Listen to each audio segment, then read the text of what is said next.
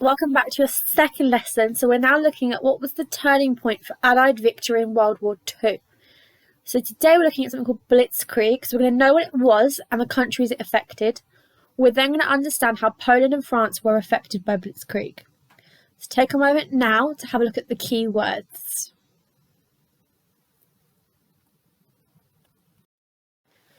So the countries that Blitzkrieg affected, as you can see, all the ones with red dots, are the countries that Germany managed to take over at the start of World War II.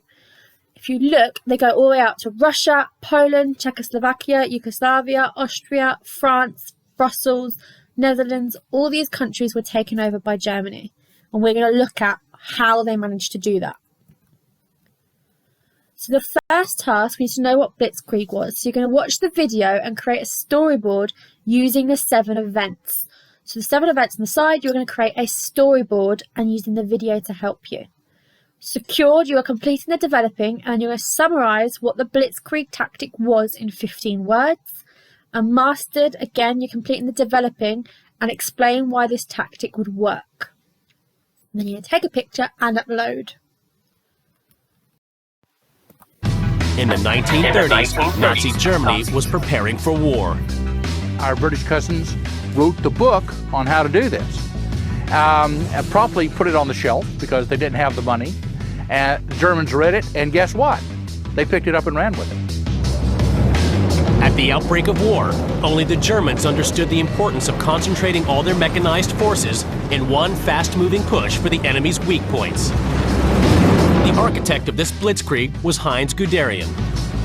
His belief in tank power is summed up by his catchphrase, "Nicht kleckern, klotzen," don't tickle, smash. The Germans used tanks in concentration. They were used at the point of a spear instead of being spread out along the front. Guderian was aware that tanks on their own would be vulnerable to Allied counterattack. They needed close support.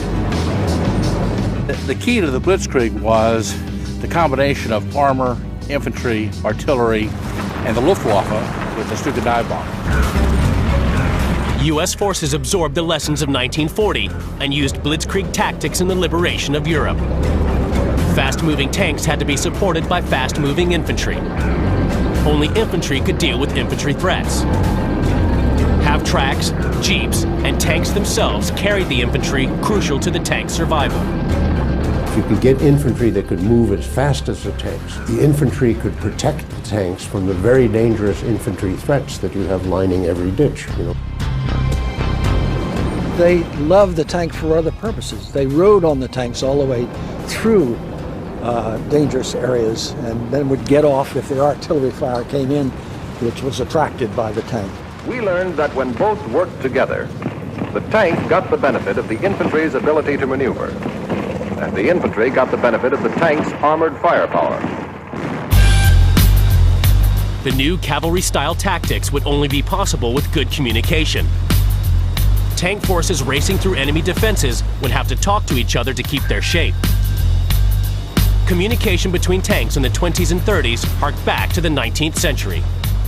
Some of the more ludicrous attempts were, for example, to use carrier pigeons between tanks.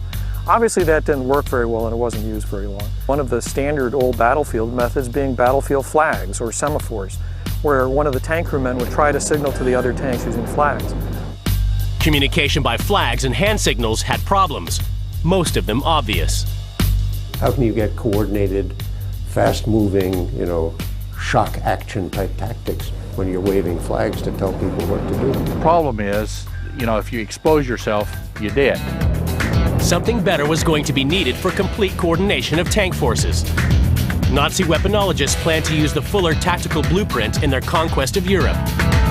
Blitzkrieg or lightning war would need the best tactics and the best communications. They knew that. Tactics are much more important than whether the tank has armor this thick or that thick, or whether the machine gun has, that caliber or that caliber. Those are all minor details compared to making the right decisions and have the right skills. Guderian's solution to the problem of coordination was the new technology of FM radio. And it's no big surprise that the main German advocate of tank warfare, Heinz Guderian, was a signals officer. He was a radio officer. Probably the most important feature on German tanks which made them so effective in Blitzkrieg was not their armor, not their mobility, not their firepower, it was their radios. Ironically, it was an American Army officer who invented the FM radio in 1934. Major Edwin Armstrong's FM sets were small enough to slip in a tank and gave a whole division multiple use of the same frequency. By the time you get to the interwar period, you have people attempting to make them smaller, but it's not really until the mid to late 30s that they become small enough to install in tanks. In May 1940, German forces invaded France. Within 6 weeks, French and British resistance had collapsed, and Nazi divisions were in Paris. Amazingly, the French had more tanks, bigger guns, and thicker armor. The French Char 35 was widely considered the best tank in the world. But what it didn't have was FM radio sets.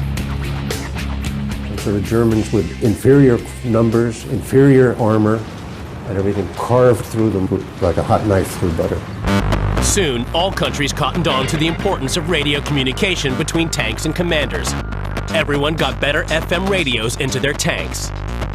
Incidentally, these tanks who had intercommunication with each other, of course, so that the platoon leader could instruct a tank on his left, enemy tank approaching on your left flank. Give him help.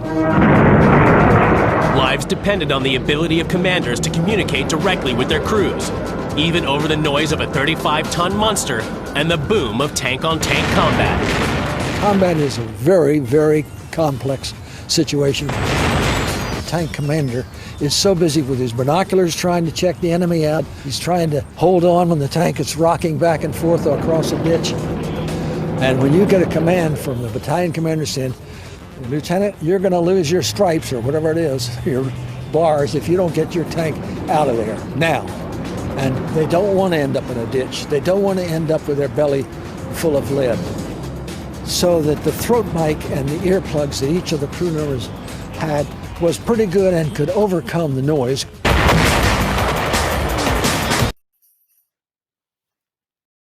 So now you've watched the video, you can complete your task. So you can pause it and complete task 1. How are Poland and France affected? So now we're going to look at understanding how these countries were affected. So you want to open the document, Blitzkrieg in Poland and France. So you're going to read the information and complete the true or false for developing. Secured, you're going to complete the developing and correct the false statements. Mastered, you're going to complete the developing and then rate out of 10 how successful Blitzkrieg was and give a reason for your rating. What you need to make sure you upload for this lesson then, you need to upload your storyboard of Blitzkrieg and your true or false task. And for each one, state whether you've done developing, secured or mastered. That is the end of your lessons for this week.